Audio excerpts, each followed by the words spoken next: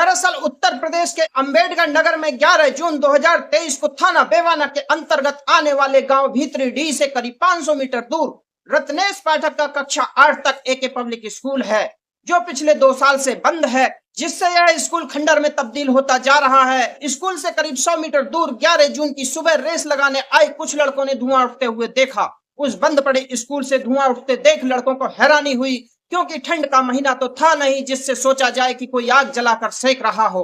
यह धुआं क्यों उठ रहा था, यह देखने के लिए वो लड़के वहां पहुंचे। जब वे लड़के वहां पहुंचे तो वहां की स्थिति देखकर सन्न रह गए, क्योंकि वह आग ऐसे ही नहीं जल रही थी। उस आग में एक मानव शरीर जल रहा था, जो अब तक इतना जल चुका था उसे पहचाना नहीं जा सकता था। लड़कों ने इस बात की सूचना गांव वालों को दी तो लाश देखने के लिए लगभग पूरा गांव ही उमड़ पड़ा। लाश और घटना स्थल की स्थिति देखकर ही लग रहा था कि मामला हत्या का है, इसलिए गांव के कोटेदार अमित पांडे ने तुरंत थाना बेवाना पुलिस को इस घटना की सूचना दे दी। सूचना मिलते ही थाना बेवाना एसएचओ अभय मौर्य फॉरेंसिक टीम के प्रभारी गौरव सिंह के साथ घटना स्थल भीतरीडीह गांव पहुंच गए। सूचना मिलने पर थोड़ी ही देर में सीओ सिटी सुरेश कुमार मिश्र भी वहां आ गए। सभी ने जैसे तैसे करके आग बुझाई। पुलिस ने लाश और घटना स्थल का निरीक्षण किया। यह सब स्कूल के कमरा नंबर 7 में जलता मिला। लाश की स्थिति ऐसी थी कि वह पहचानी नहीं जा सकती थी। वह 90% जल चुकी थी। इसीलिए पुलिस ने आसपास की तलाशी लेनी शुरू की कि शायद कोई ऐसी चीज मिल जाए जिससे मरने वाले की पहचान हो सके। इस तलाशी में पुलिस को वहां से खून सनी मिट्टी, कुछ बाल जो शायद मरने वाले के थे, नकली दवा, टाइमेक्स ब्रांड का कंडोम का एक पैकेट मिला। इन चीजों से कोई ऐसी चीज नहीं थी जिससे मरने वाले की पहचान हो सकी। फॉरेंसिक टीम ने अपना काम कर लिया तो एसएचओ अभय मौर्य ने घटना स्थल की औपचारिक कार्यवाही पूरी कर लाश को पोस्टमार्टम के लिए अंबेडकर नगर के जिला अस्पताल भिजवा दिया। इसके बाद सभी पुलिस अधिकारी और थाना पुलिस वापस चली गई। लाश की स्थिति ऐसी थी कि वह पहचानी नहीं जा सकती थी। 90% जल चुकी थी। इसलिए पुलिस ने आसपास की तलाशी लेनी शुरू की, शायद कोई ऐसी चीज मिल जाए जिससे मरने वाले की पहचान हो सके। इस तलाशी में पुलिस को वहां से कुछ सबूत मिले। किसी भी हत्या जैसे मामले की जांच को आगे बढ़ाने के लिए मरने वाले की पहचान बहुत जरूरी होती है। थाना बेवाना पुलिस ने मरने वाले की पहचान की कोशिश की। लाश की फोटो से पहचान हो नहीं सकती थी। जिले की ही नहीं, आसपास के जिलों के सभी थानों में भी पता किया गया कि किसी थाने में किसी की गुमशुदगी की तो रिपोर्ट दर्ज नहीं है। पता चला कि कहीं कोई गुमशुदगी दर्ज नहीं है। थाना पुलिस की समझ में नहीं आ रहा था कि इस मामले की जांच को आगे कैसे बढ़ाया जाए, क्योंकि उसके पास एक कंडोम के पैकेट के अलावा और कुछ नहीं था। एसपी अजीत कुमार सिन्हा को लगा कि शायद थाना पुलिस इस मामले में कुछ नहीं कर पाएगी, तो उन्होंने इस मामले की जांच जिले की स्वाट टीम को सौंप दी। हत्या के इस मामले की जिम्मेदारी मिलते ही स्वाट टीम के इंचार्ज वीरेंद्र बहादुर सिंह अपनी टीम के SI Ajay Kumar, head constable Prabhat Maurya और अन्य कांस्टेबल के साथ जांच में लग गए। वीरेंद्र बहादुर सिंह को टाइमेक्स कंपनी के कंडोम का वह पैकेट सौंप दिया गया। उनके दिमाग में आया कि यह आसपास के मेडिकल स्टोर में पता कराया जाए कि यह किसके यहाँ से खरीदा गया है, शायद इससे कोई सुराग मिल ही जाए। लेकिन उन्हें पता चला कि इस ब्रांड का कंडोम यहाँ मिलता ही नहीं है। तब उन्होंने टाइमेक्स कंपनी से पता किया कि उनकी कंपनी के इस ब्रांड का कंडोम कहाँ कहाँ बिकता है। कंपनी से पता चला कि उनकी कंपनी के कंडोम दिल्ली के आसपास और पश्चिमी उत्तर प्रदेश में अधिक बिकता है। इसके बाद वीरेंद्र बहादुर सिंह को लगा कि मरने वाले का संबंध पश्चिमी उत्तर प्रदेश या दिल्ली के आसपास से तो नहीं है।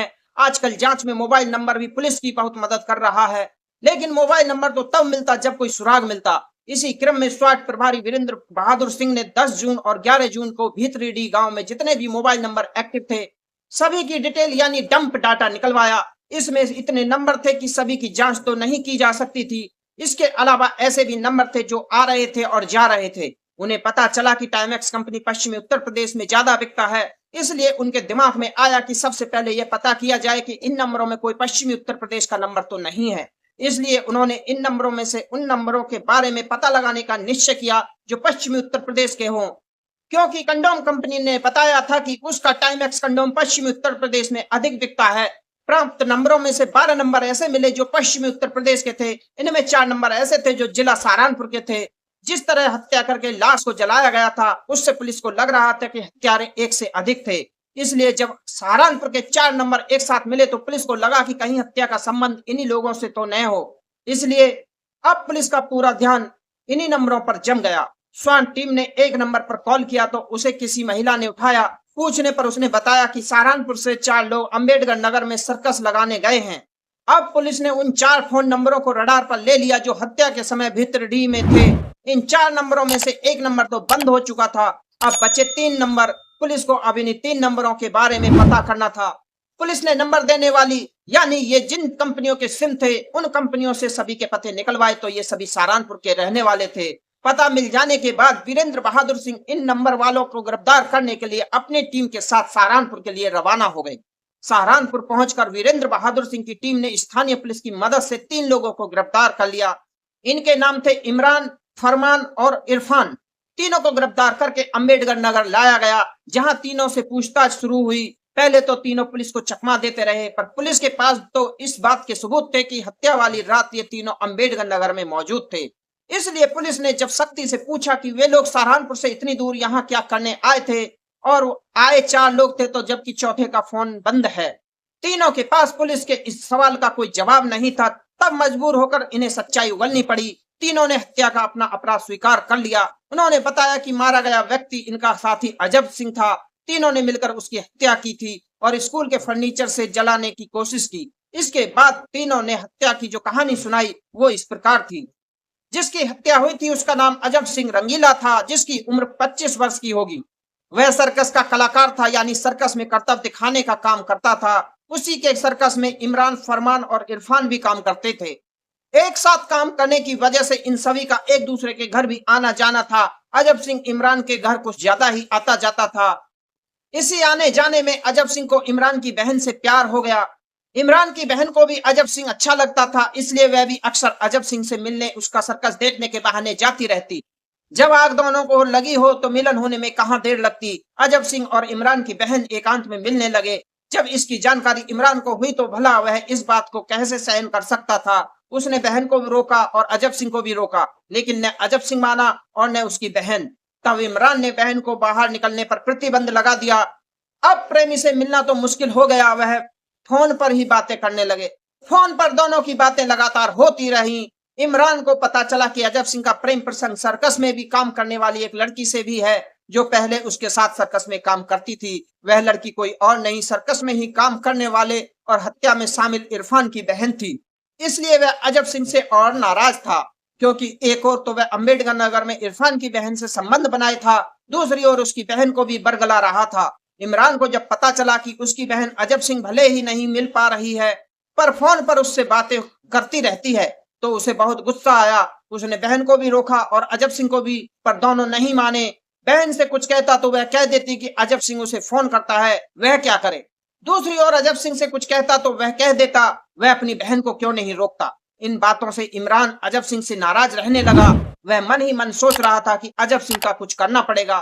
उसी बीच अजब सिंह ने एक और गलती कर दी, जिससे इमरान ही नहीं उसके अन्य साथी फरमान, इरफान भी नाराज हो गए। इमरान तो ऐसे मौके की तलाश में था। उसने अपने भाई फरमान को तो अजब सिंह को सबक सिखाने के लिए तैयार किया ही था, साथ ही इरफान को भी तैयार कर लिया। सभी ने मिलकर योजना बनाई कि अजब सिंह को सर्कस लगाने के बहाने आरती के यहाँ अंबेडकर नगर लेकर चला जाए और वहीं इसे सबक सिखाया जाए। आरती की इन लोगों से जान पहचान थी। उसने अपने भाई फरमान को तो बता ही दिया कि अजब सिंह की हत्या करनी है, पर इरफान को यह पता नहीं था कि वह तो सिर्फ यही जानता था कि अजब सिंह के साथ मारपीट करनी है, जिससे आगे से वह इस तरह की कोई हरकत न करे और उन लोगों को नुकसान न हो। 10 जून 2023 की सुबह ये सभी लोग सर्कस लगाने के लिए अंबेडकर नगर के थाना बेवाना के गांव भीतरीडी आ गए और आरती के यहाँ रुके, क्योंकि आरती इनकी परिचित थी और इन लोगों के साथ काम कर चुकी थी। कुछ दिन इन लोगों ने आराम किया। शाम को खाने में इन लोगों ने मछली बनवाई। खाना खाने के पहले इन लोगों ने शराब पीने का प्रोग्राम बनाया। इमरान अजब सिंह की बाइक लेकर गया और 4 बोतल शराब ले आया। इसके बाद सभी ने सलाह की कि आरती के घर पर बैठकर शराब पीना ठीक नहीं होगा, उसके घर वाले बुरा मान सकते हैं, इसलिए चलो गांव के बाहर कहीं बैठकर पी जाए। यह सलाह करके सभी गांव के बाहर आए तो अजब सिंह ने ही कहा, गांव के बाहर एक पब्लिक स्कूल है जो सालों से बंद पड़ा है, चलो उसी स्कूल में बैठकर पीते हैं, वहां कोई आएगा भी नहीं और वहां बैठने के लिए पुरानी कुर्सी मेज भी है। इमरान ऐसी ही जगह चाहता था। यह तो वही हाल हुआ कि रोगी जो भाए वैद वही बताए। उसने कहा चलो वहीं बैठकर पीते हैं। अजब सिंह अक्सर इरफान की बहन से मिलने आता रहता था, इसलिए उसे इस स्कूल के बारे में पता था। अजब सिंह सभी को स्कूल तक ले गया। सभी स्कूल के अंदर बरामदे में बैठकर शराब पीने लगे। योजना के अनुसार सभी ने अजब सिंह को ज्यादा शराब पिलाई और खुद कम पी। जब अजब सिंह शराब के नशे में खूब धुत हो गया, यानी विरोध करने लायक नहीं रहा, तो इमरान ने भाई फरमान से कहा, पकड़ कर गला दबा दे इसका, हमेशा हमेशा के लिए छुटकारा मिल जाएगा इससे, वरना यह हमारी इज्जत को दाग लगा कर ही छोड़ेगा। इरफान कहता है, क्या तुम लोग इसे मारना चाहते हो क्या? इमरान ने कहा, और किस लिए इसे यहाँ लाए हैं? अगर यह जिंदा रहा तो हमें सुकून से जीने नहीं देगा। तुम्हें तो पता ही है कि यह मेरी बहन के ही नहीं, तुम्हारी बहन के भी पीछे पड़ा है। कब से समझा रहा हूं कि मेरी बहन का पीछा छोड़ दे, पर मेरी बात इसके भेजे में उतर ही नहीं रही है। अब मैं खुद इससे बहन का पीछा छुड़ाऊंगा। अब जिंदा ही नहीं रहेगा तो पीछा कैसे करेगा? इरफान ने समझाया, यह ठीक नहीं है, अगर इसकी हत्या कर दी और हम सभी पकड़े गए तो पूरी जिंदगी जेल में बीतेगी। इमरान कहने लगा, जेल तो हम तब जाएंगे जब पकड़े जाएंगे, पकड़े न जा इसीलिए तो इसे यहाँ ले आए हैं। इरफान उसे रोकता, उसके पहले ही इमरान ने एक ईंट उठाकर अजब सिंह के सिर में दे मारी। इरफान उसका हाथ पकड़ता, तब तक उसने दूसरा वार कर दिया। इस दूसरे वार में अजब सिंह चल बसा। अजब सिंह का खेल खत्म होने के बाद जब बात आई उसकी लाश को ठिकाने लगाने की, तो स्कूल के कमरा नंबर 7 में लाश ले गए और उसे टूटा फूटा फर्नीचर पड़ा था। तीनों ने मिलकर उसे इकट्ठा किया और उसी पर लाश को रखकर आग लगा दी। घटना स्थल पर कंडोम का जो पैकेट मिला था, उसे वे लोग पुलिस को भ्रम डालने के लिए साथ लेकर गए थे। उनका सोचना था कि कंडोम का पैकेट देखकर पुलिस यही समझेगी कि कोई यहाँ अवैध संबंध बनाने आया था और मारा गया। इन लोगों का दुर्भाग्य देखिए कि जिस कंडोम के पैकेट को ये लोग पुलिस को भ्रम में डालने के लिए लाए थे, उसी ने पुलिस को इन लोगों तक पहुंचा दिया। अजब सिंह की हत्या करने के बाद तीनों आरती के घर गए और वहां खाना खाकर अजब सिंह की बाइक लेकर मऊ चले गए। बाइक वहां इन्होंने एक कबाड़ी के यहाँ 3,000 रुपए में गिरवी रख दी और लखनऊ होते हुए सहारनपुर चले गए। पूरी कहानी सुनने के बाद एसपी अजीत कुमार सिन्हा की मौजूदगी में तीनों हत्यारों इमरान, फरमान और इरफान को पुलिस ने पत्रकारों के सामने पेश किया, तो सभी ने पत्रकारों के सामने भी अपना अपराध स्वीकार कर लिया। इसके बाद तीनों अभियुक्तों को पुलिस ने उसी दिन अदालत में पेश किया, जहां से 2 दिन के रिमांड पर लिया गया। रिमांड के दौरान अजब सिंह की वह बाइक मऊ से बरामद कर ली गई जो इन्होंने कबाड़ी के यहाँ 3,000 रुपए में गिरवी रख दी थी। रिमांड अवधि खत्म होने पर इन्हें दोबारा अदालत में पेश किया गया, जहां से तीनों को जेल भेज दिया गया। जब उच्च अधिकारियों को पता चला कि अंबेडकर नगर पुलिस ने कंडोम के पैकेट से जिस तरह ब्लाइंड मर्डर का खुलासा किया है, वह काबिले तारीफ है। उन्होंने अंबेडकर नगर पुलिस की प्रशंसा करते हुए कहा कि हत्याकांड की केस स्टडी अब यूपी पुलिस के मुरादाबाद में स्थित पुलिस ट्रेनिंग कॉलेज भेजी जाएगी, जहां ट्रेनिंग अफसर और पुलिस जवान ट्रेनिंग के दौरान इसका अध्ययन करेंगे। दोस्तों, इस पूरे घटनाक्रम को सुनाने का मुख्य उद्देश्य किसी की भावनाओं को ठेस पहुंचाना नहीं है, किसी को परेशान करना नहीं है, किसी का दिल दुखाना नहीं है, बल्कि आपको जागरूक करना है, आपको सचेत करना है। जागरूक रहिए, सचेत रहिए, सावधान रहिए। आप जहां भी रहें अपना ख्याल रखें, स्वस्थ रहें।